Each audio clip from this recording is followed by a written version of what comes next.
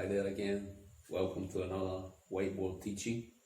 And this teaching will be examining COVID-19, where it originated from, its brief history over the past few months, and the measures that are being projected about what the world should do about it.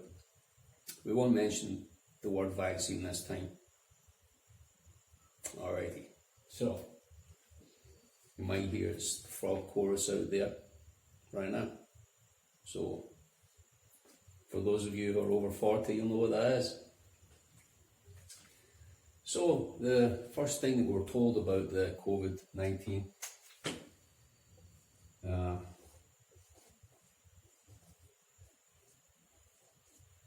was that it originated in China.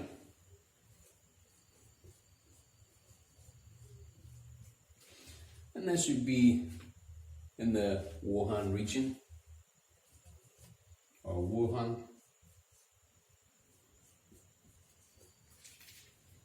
And that's a city that's about the size of New York.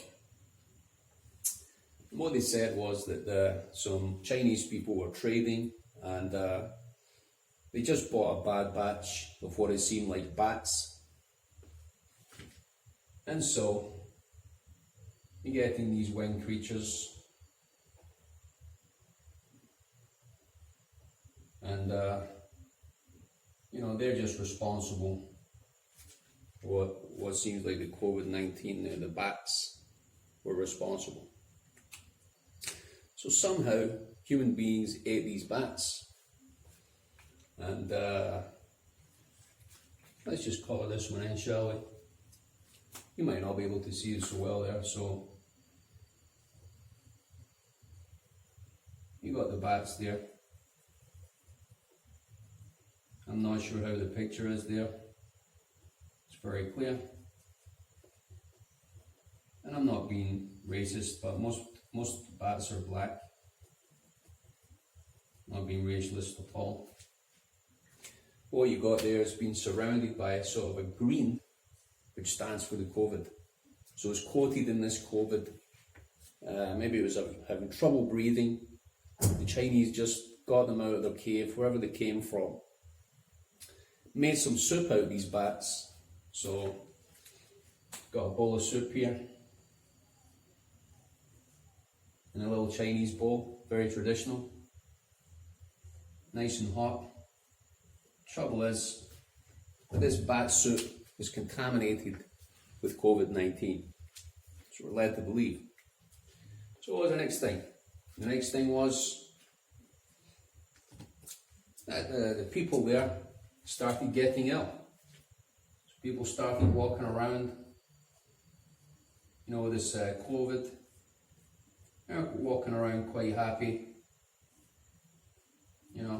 just having some bad soup. All of a sudden, they just dropped dead. They just die. People are just dying on the street.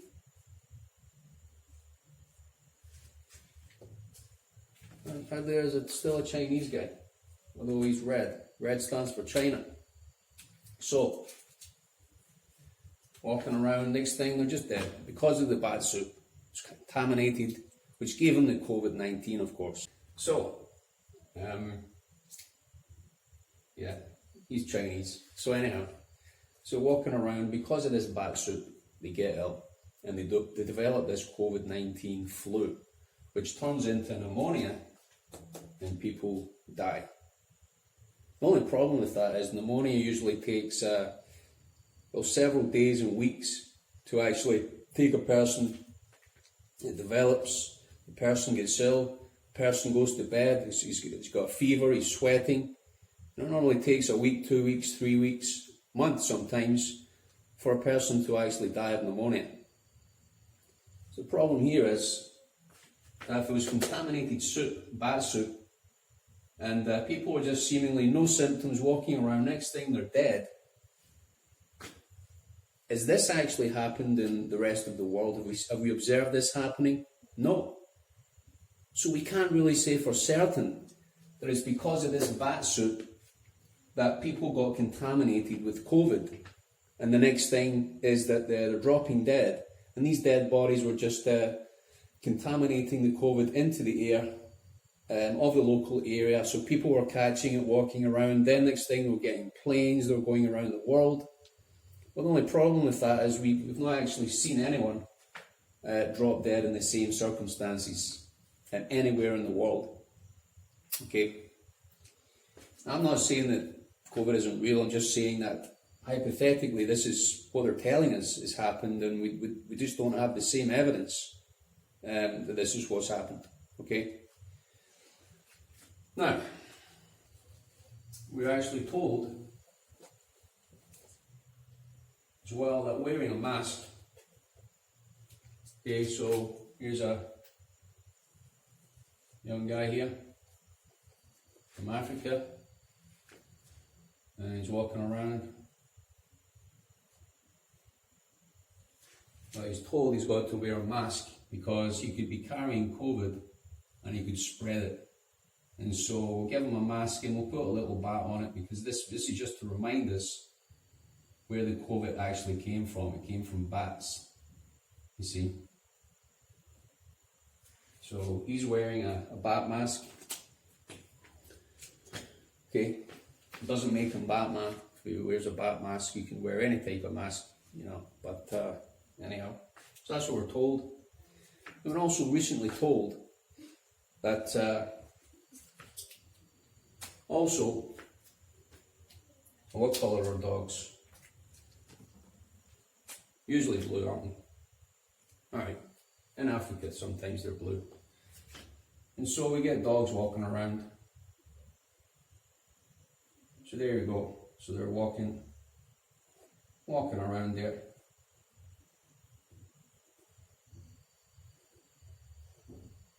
This one looks a little bit more like a wolf. It's a blue dog, but it's walking around. And we're told that certain animals now are getting COVID. And so either we destroy these animals, we can just destroy them, kill them, but this would cause a problem. This wouldn't solve the COVID issue.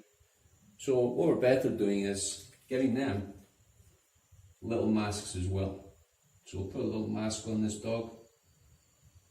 You can't see it very well. We'll give him a blue mask. You see it a little bit better there. Issue solved, right? You can just all wait for the vaccines to come out. But said I wouldn't mention, you can just all wait for the vaccines to come out. But said I wouldn't mention them, so we'll go there during this broadcast. And what else do we see? We see other animals, birds. And so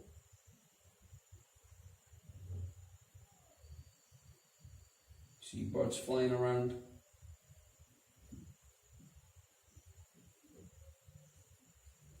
Birds are flying around. Next thing, we're told that they also have got COVID as well. So instead of calling them all off as well, otherwise we've no animals, we've no humans left, they've got to wear masks as well.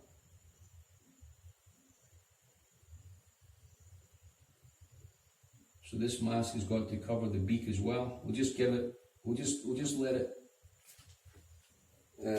let the tip through so it can breathe, because we don't want to kill the animal. You know, we don't know what that would do to an animal if it's flying around all day or walking around all day, scavenging for food as these animals do. How are they meant to eat if they're wearing masks all the time?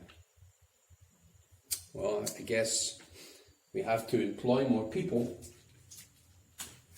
So we have to employ more people that can track the animals. So give them little boards, we'll allocate them to birds. Some people can allocate them to dogs. And some we can allocate them also to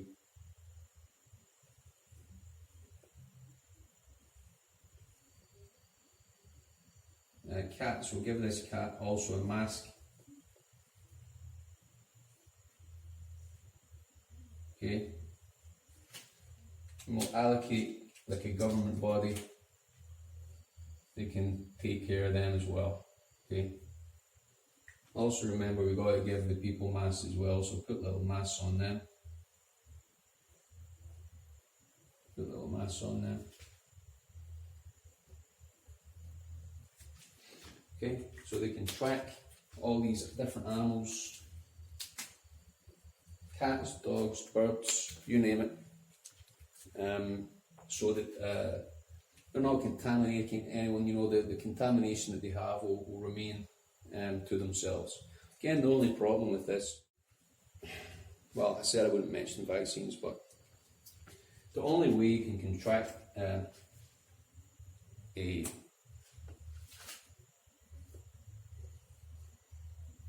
disease is through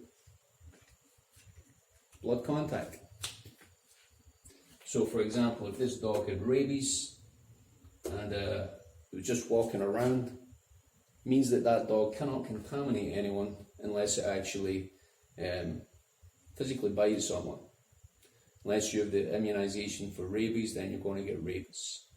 The immunization for rabies actually gives you a high dose of rabies so that your immune system becomes used to it and you defeat it. So it's the same thing as actually getting it. That's what an immunization is. We just call it immunization for want of a better word, okay? That's what it actually is. Okay, so it's got the anti-COVID here. It's filled up with the anti-COVID. It's green as well, which means it is COVID because that's what you're going to be injected with. If you actually go for the immunization for COVID-19, you'll be injected with COVID-19 in the hope that your immune system will deal with the COVID-19 and you'll become immune to it. So why aren't you just allowed to be exposed to it, get it naturally, and allow your body just to fight it off, and then you become immune to it, like many people already have? That's what normally happens. If there's a seasonal flu, if there's chicken pox, whatever it is out there, sometimes, you know, I remember when I was young, we went to nursery school and my mother just said, you're about the last one to get chicken pox, but you know, if you get it later on in life, it can turn to something like polio. It can turn very serious. So we don't want that. So it's better you get chicken pox right now rather than suffer the consequences later. So why isn't it like that with the COVID-19?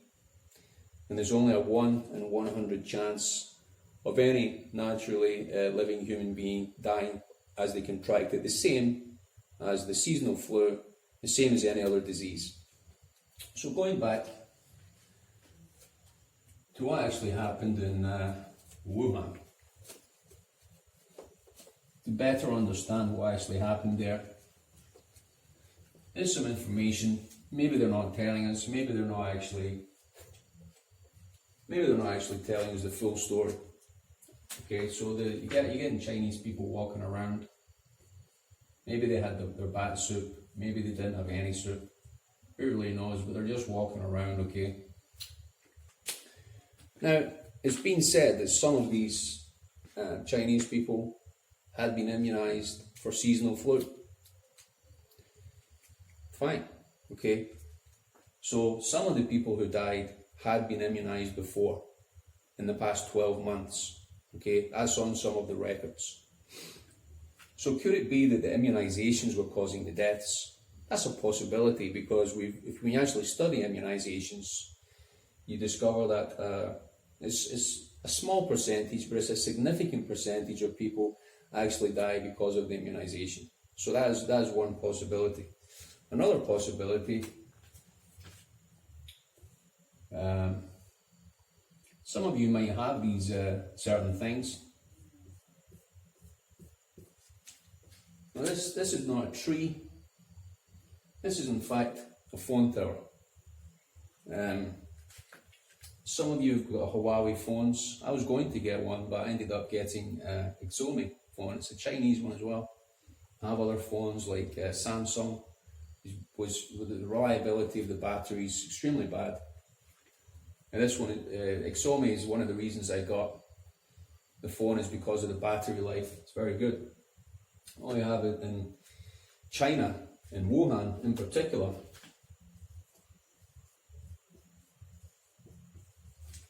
was the fact that they turned on well, this has been censored. I won't mention that. Okay? They actually turned it on in Wuhan. So could it be that a combination of something that people had either ingested or been given as an immunization, and in fact this tower with a higher capacity, something like several thousand times higher than the normal capacity, was turned on, and the next thing, the very next day, what happened was these same people turned up dead. Now, I'm not saying this is the reason for the deaths. I'm only saying this is a possibility. And if we're all open-minded and we actually investigate matters, as it says in the Bible, that it's for a king to seek out a matter, to find the truth of a matter. You know, as we see in a lot of the organised demonstrations, organised, I use that word very loosely in the West, of the destroying statues of individuals. And some of these guys were actually warlords, and some of these guys did actually trade very dubiously. Some of them were involved in the slave trade. Not all of them were actually slave owners. In fact, for example, Lincoln was one of the individuals who was responsible for abolishing the slave trade. But we see that his statue was pulled down. You know, so you get the guy in the truck here, and so they perceive this as a threat to their lives, and so they pull a statue down. He happened to be an American, Caucasian American. This guy abolished the slave trade as somebody pulled his statue down, and there was others involved. There was one Christian in London who was always demonstrating against the slave trade. His statue was also pulled down, and there's various others whose statues were pulled down by Antifa, by BLM. Why? Because these people are ignorant of the facts, which a lot of people over here seem to be quite ignorant of certain facts. We shouldn't be ignorant of any facts, actually. And I'm not saying that it's wrong to demonstrate. I think it's good to demonstrate in certain occasions, but you got to do it wisely. You got to understand what exactly you're doing, and don't let the crowd, the thuggery or the herd mentality take over, and it just becomes a massive force of destruction. And so the very people that you're protesting against, you become even worse than these same people, which is something to really think about. If you're actually protesting against slavery, you're protesting against certain things in the world, certain ideals, then why are you doing the very same things that you're accusing these guys of doing, by destroying property, by murdering people, by destroying businesses? It doesn't make any sense, does it? Just like Wuhan, if this was the case, people were dying mostly because of this reason, then the fact is that really we're also told that there's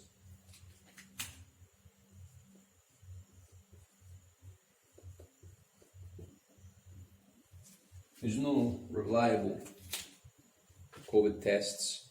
They tend to pick up bacteria, they tend to pick up infection. It doesn't necessarily tell us if the people actually have this certain illness. It's not being specific to this. So a person could have some kind of throat infection maybe they have a head cold, which is obviously called a coronavirus, right? But in the past, we're just given paracetamol, told to rest for a few days. Now our lives are threatened by it. So I'd suggest the best thing is that, you know, if you get a form of it, I'm not saying go out there and try and get this, has actually got a form of it already and has fought off the disease and has become immune to it. So that's the best way for humanity to move forward, other than if you use this thing